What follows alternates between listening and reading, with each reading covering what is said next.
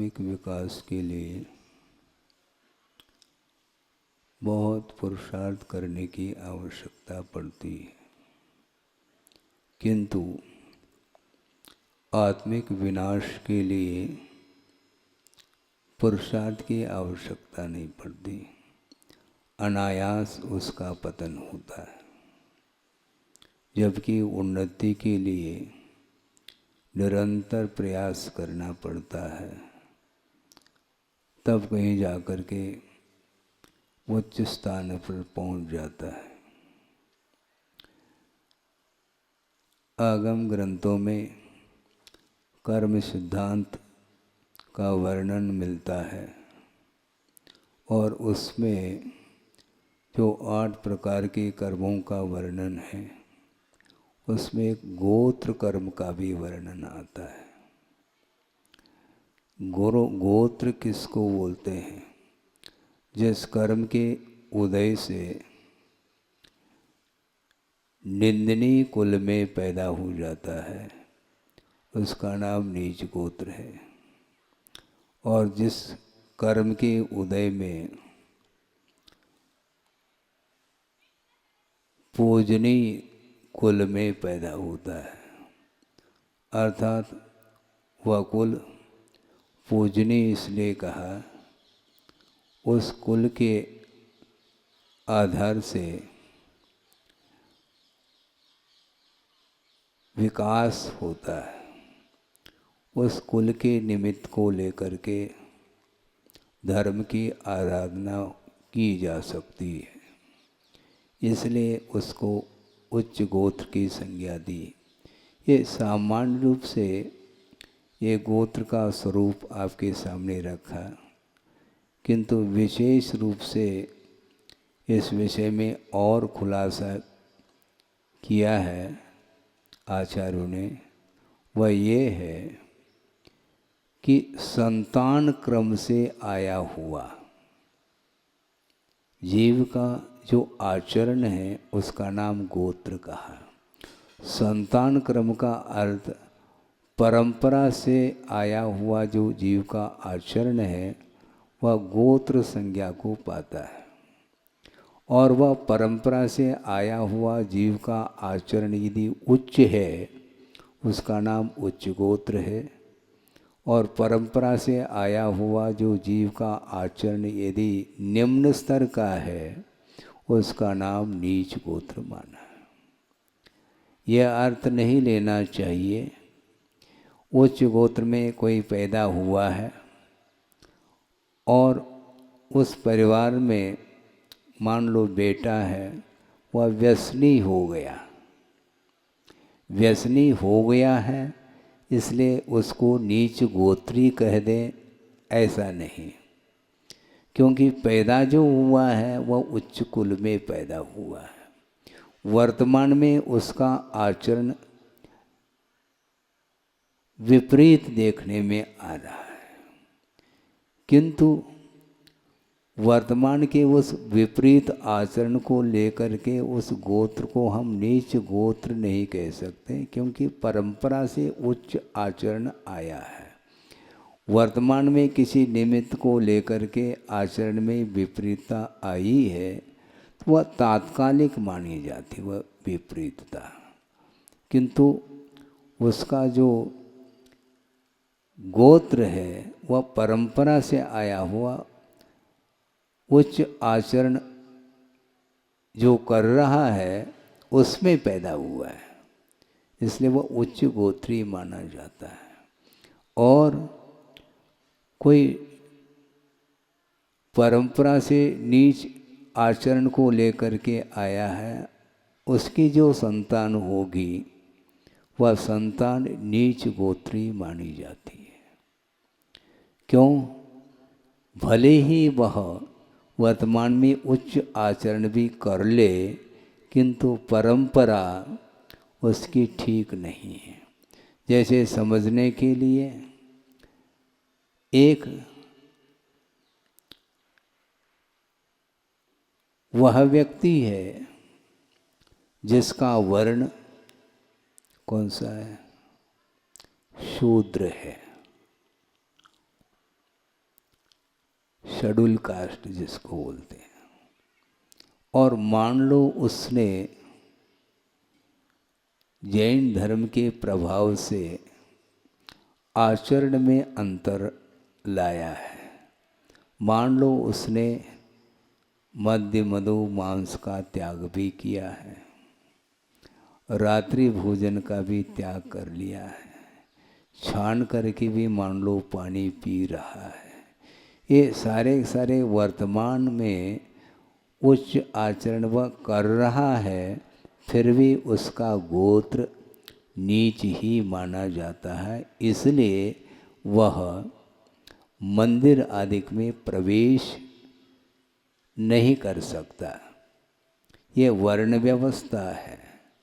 भीतर प्रवेश करने के लिए और पुरुषार्थ करने की आवश्यकता है, वह वर्तमान में उसके द्वारा पुरुषार्थ संभव नहीं। और शूद्र की चर्चा आगम में आती है। एक सतशूद्र होता है और एक असतशूद्र होता है। यानी एक वह शूद्र है जो स्पर्श के योग्य है, किंतु एक वह शूद्र है जो स्पर्श के अयोग्य माना जाता है। जैसे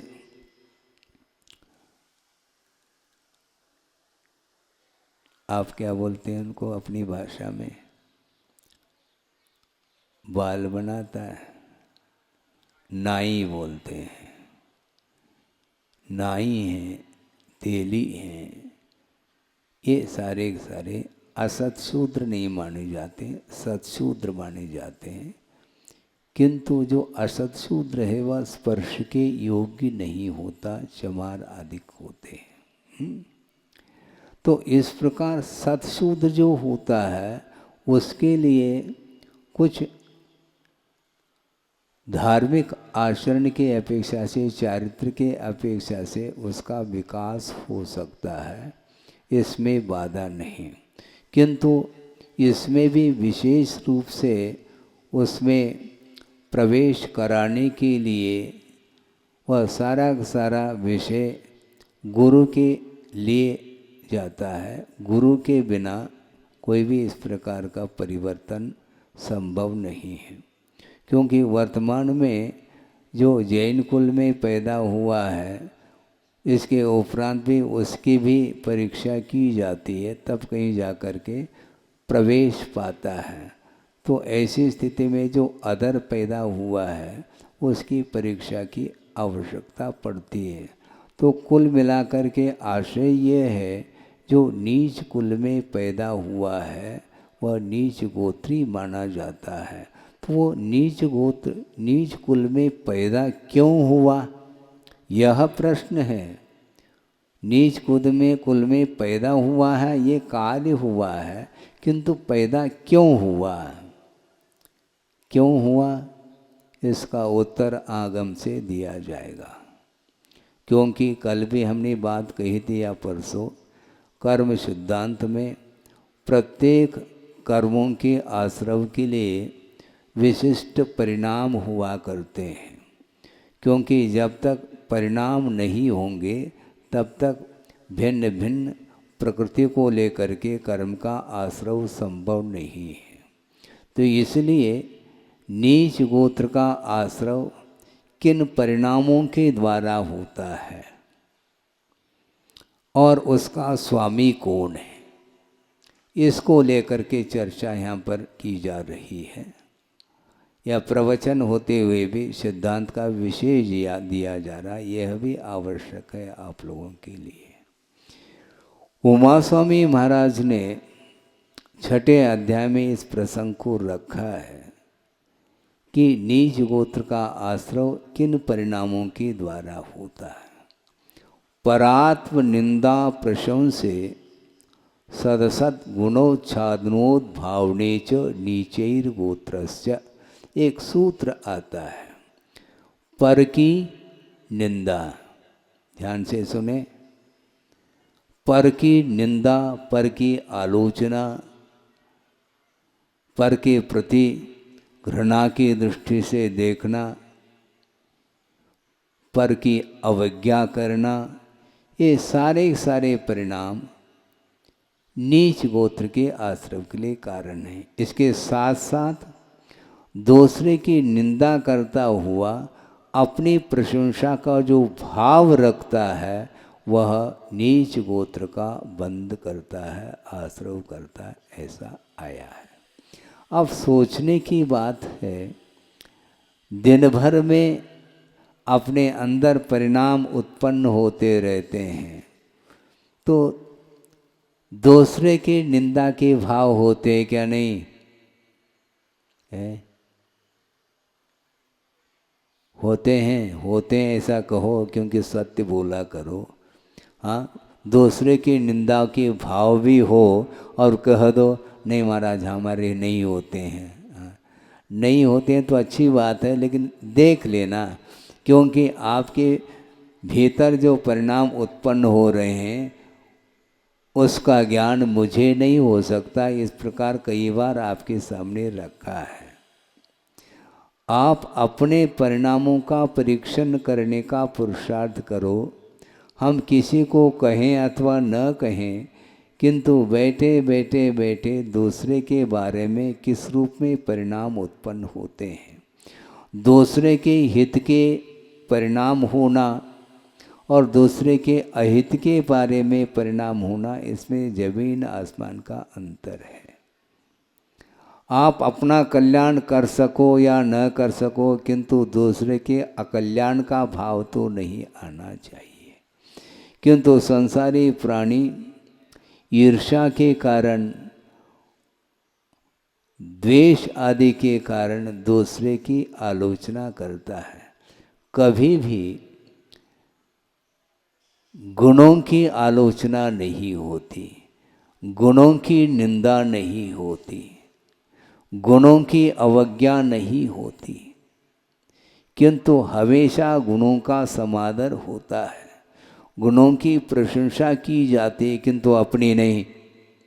अपने गुणों की प्रशंसा तो निरंतर करता है संसारी प्राणी, बल्कि राई बराबर यदि मान लो अपने भीतर गुण है तो उसको तिल का ताड़ बना देता है। हाँ, मेरे पास इतने गुण हैं, इतने गुण हैं, आदि आदि। जबकि दूसरे के भीतर राई बराबर भी यदि गुण है तो उसको तिल का ताड़ बनाने के लिए कहा है। संसारी प्राणी उल्टा काम करता है, वो हमेशा उल्टा ही करता है, इसलिए तो संसार में बना हुआ है। दूसरे के दोषों को उद्घाटित नहीं करना, दूसरे के दोषों को भूल करके भी उद्घाटित नहीं करना। यदि करते हैं उसको हाईलाइट करते हैं, निश्चित रूप से वह निंदा कर रहा होता है, और निंदा के पर की निंदा के माध्यम से वह नीच गोत्र का ही बंद करेगा, इसमें कोई संदेह नहीं है। क्योंकि ये आगम वाक्य सिद्धांत के ये वाक्य हैं, और सिद्धांत आगम की रचना किसने की है? भगवान ने की है। बल्कि भगवान के द्वारा दिव्य ध्वनि में ये बात आई है, और उसको गणधर परमेष्टि ने द्वादशांग का रूप दिया है। इसलिए द्वादशांग वाणी में ये श्रुत में ये बात आई है कि दूसरे की निंदा आलोचना आदि करने से निश्चित रूप से नीच गोत्र का बंध करता है, और निंदनीय कुल में वह पैदा होता है। सोचो विचार करो। लेकिन संसारी प्राणी को क्या होता है पता नहीं, और वह असत्य को सत्य सिद्ध करने के लिए हजार असत्य का और सहारा लेता है। किसको सिद्ध करना है? उसको असत्य को सत्य के रूप में सिद्ध करने के लिए हजार बार और असत्य बोलने के लिए वह तैयार हो जाता है। तो ऐसे स्थिति में वह करना क्या चाहता है? भूल करके भी दूसरे की निंदा ठीक नहीं। मान लो यह भी कहा है आगम में, मान लो कोई चोरी कर रहा है तो उसको क्या कहते हैं? चोर कहते हैं। किंतु आगम की आज्ञा है वृत्तियों के लिए कि सामने कोई चोर खड़ा है, तुम चोर हो, इस प्रकार कहने के लिए भी निषेध किया है। चोर को चोर के रूप में जानो और उससे बचने का प्रयास करो, ये तो ठीक है। पापी को जानो किंतु कहो नहीं तुम पापी हो। यदि दूसरे को पापी बोलते हैं, निश्चित रूप से वह स्वयं अपराधी सिद्ध होता है आगम की दृष्टि से। इसलिए व्रती कभी भी दूसरे के लिए कहता क्या है?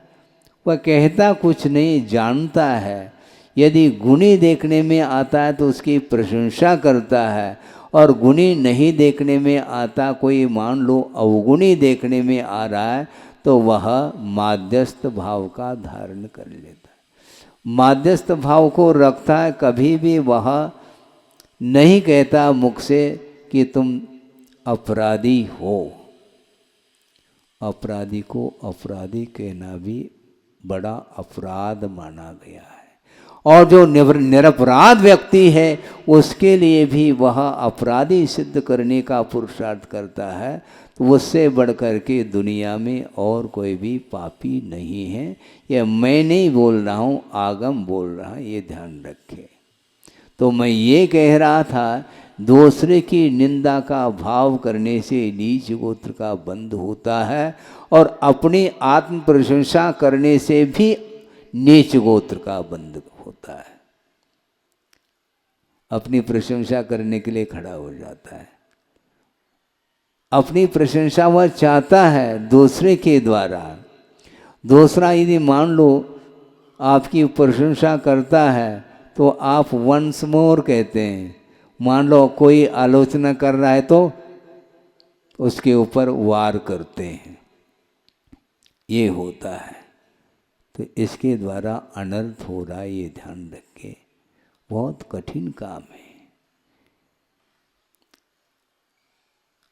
मनुष्य पर्याय मिली है, निरोग शरीर मिला है, आर्यखंड में पैदा हुए हैं, उच्च कुल मिला हुआ है, देव शास्त्रों का समागम मिला हुआ है, निरोग शरीर मिला है, सारी इंद्रियां मिली हुई है। इसके उपरांत भी उसका सदुपयोग करने वाला व्यक्ति होनहार माना जाता है। सोचो, विचार करो, मुख का दुरुपयोग मत करो। मुख मिला है तो दूसरे की प्रशंसा करने के लिए मिला है। गुरु की, शास्त्र की और प्रभु की, इन तीनों की स्तुति करने के लिए मुख मिला है। लेकिन इस मुख से वह देव गुरु शास्त्र की स्तुति करना नहीं चाहता, किंतु वह इस मुख के माध्यम से दूसरे की निंदा करने के लिए खड़ा हो जाता है। तो उसका पतन निश्चित है बंधु। हालांकि उसने पूर्व में बहुत बड़ा पुरुषार्थ किया था और फल स्वरूप मनुष्य पर्याय को प्राप्त कर ली, और अनेकानेक दुर्लभ वस्तुओं को प्राप्त करने के उपरांत भी ऐसा पासा पलट जाता है, ऐसा तीव्र कर्म का उदय आ जाता है, तो वह उचित अनुचित का ख्याल रखे बिना वह प्रवृत्ति करना प्रारंभ कर जाता है। तो उसका पतन तत्काल प्रारंभ हो जाता है। तो उत्थान भी उसका अपने परिणाम के द्वारा ही हुआ था, और उसका विनाश भी अपने ही कालुष परिणाम के द्वारा हो रहा है। इसलिए देव गुरु शास्त्र की आराधना करते हुए हम अपना जीवन व्यतीत कर रहे हैं। इसलिए हमेशा ये सावधान रखने की आवश्यकता है कि मेरी मन वचन काय की चेष्टा के द्वारा किसी भी जीव की विराधना नहीं होनी चाहिए। मन वचन काय की चेष्टा के द्वारा किसी को भी कष्ट नहीं पहुंचना चाहिए। यह भाव मन में निरंतर होना चाहिए, क्योंकि आचार्यों ने ये कहा कि परस्परोपग्रहो जीवानाम। क्या कहा? बहुत गहरा अर्थ है ये इसमें। परस्परोपग्रहो जीवानाम, इसमें गहरा क्या अर्थ है महाराज बताओ? गुरुदेव ने बताया, उसको मैं रिपीट कर रहा हूँ। हमारी दृष्टि भी उस ओर नहीं गई थी, क्योंकि हमारे लिए जो दृष्टि मिली है वो गुरु के माध्यम से मिली है, ये ध्यान रखो। हम कहाँ थे और कहाँ पर हमें ले आए, वो बहुत व्यापक दृष्टिकोण है गुरुदेव का। इस सूत्र में परस्परोपग्रहो जीवानाम, इस सूत्र में जो व्यापकता है उसको सामने रखने का पुरुषार्थ प्रयास किया है गुरुदेव ने। वह ये है कि परस्परोपग्रहो जीवानाम कहा, जैनानाम ऐसा नहीं कहा, ये ध्यान रखो। केवल जैनियों के बीच में परस्पर में उपकार करने का नाम धर्म है, अहिंसा धर्म है, ऐसा नहीं, किंतु प्राणी मात्र के प्रति उपकार का भाव आना चाहिए। कितनी विशालता है इसमें। हम विभाजन कर रहे हैं, मैं जैनी हूँ, ये अदर है, इधर उधर मत देखो, अदर क्यों बोल रहे हो, वो भी जीव है। जीव मात्र की ओर दृष्टि होनी चाहिए, और जीव मात्र की ओर दृष्टि जाती है तो प्रत्येक जीव का कल्याण होना चाहिए। एक व्यापक दृष्टिकोण है, ये विशालता है। क्योंकि यह भी आगम से ही स्पष्ट हो जाता है कि स्वभाव की दृष्टि से शक्ति की अपेक्षा से प्रत्येक जीव में केवल ज्ञान को प्राप्त करने की शक्ति विद्यमान है। तो ये भेद क्यों करते हो तुम? व्यवहार की दृष्टि से भेद करना अलग वस्तु, व्यवहार का लोप करने के लिए नहीं कहा जा रहा है, किंतु वस्तुतः प्रत्येक जीव में प्रभुत्व शक्ति विद्यमान है। इसलिए दूसरे के प्रति हीन दृष्टि से नहीं देखना चाहिए। यदि हीन दृष्टि से देखते हैं तो तुम्हारे द्वारा उसका कल्याण नहीं होने वाला है। दूसरा, मान लो गुणी नहीं है तो गुणी बनाने का पुरुषार्थ करो। धर्म श्रवण के माध्यम से सम्यक की उत्पत्ति होती है कि नहीं? होती है। किंतु धर्म श्रवण किसके लिए? जिसको सम्यक उत्पन्न कराना है उसके लिए धर्म श्रवण है। कोई सम्यक दृष्टि है उसके लिए धर्म श्रवण करा रहे हैं, तो सम्यक दृष्टि को सम्यक प्राप्त करा रहे हैं क्या आप? ऑलरेडी उसके पास है सम्यक, तो जिसके पास सम्यक दर्शन नहीं है उसको प्राप्त कराने के लिए धर्म श्रवण कराने की आवश्यकता है, उसको जैन धर्म की ओर अग्रसर कराने की आवश्यकता है। तो ऐसी स्थिति में महाराज फिर मिथ्या दृष्टि के लिए उपदेश हो जाएगा। तो समझ क्या रहे हो? आपको ये वक्ति मालूम नहीं है क्या? आप लोगों के मुख से ही हम सुनते हैं, क्या सुनते हैं? जो जाग रहा है उसको क्या जगाना? बोलते कि नहीं आप लोग?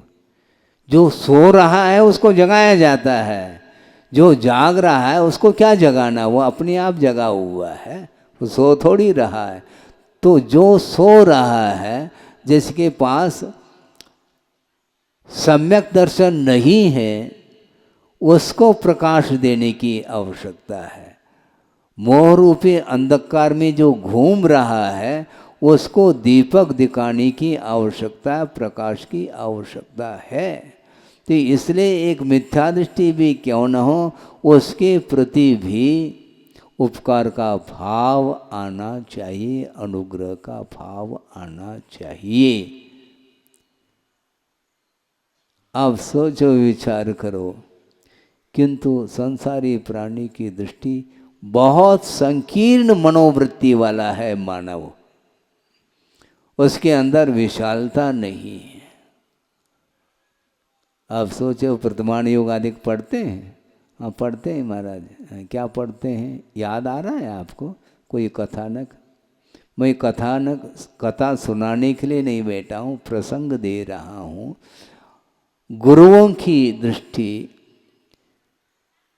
कितनी विशालतम होगी। एक मछुआरा है जो मछली पकड़ करके उसके सहारे अपना जीवन यापन कर रहा है। अब धर्म श्रवण देशना चल रही है, प्रवचन दे रहे हैं, सभा को संबोधित कर रहे हैं, अहिंसा के विषय में प्रकाश डाला जा रहा है कि हिंसा के माध्यम से पतन होता है, अहिंसा धर्म की उपासना करने से आत्मा का उत्थान होता है। इस प्रकार प्रवचन में बात कही जा रही है और अपने शक्ति के अनुरूप त्याग के क्षेत्र में भी प्रेरित कर रहे हैं गुरु, करुणा करके। और उपदेश समाप्त होने के उपरांत अपने शक्ति के अनुरूप सारे के सारे लोग व्रत नियम आदि लेकर के घर जा रहे हैं। और एक व्यक्ति उस सभा में भी उपस्थित था। वह कौन था? मछुआरा था। और वह हाथ जोड़ करके खड़ा है कि स्वामिन महाराज,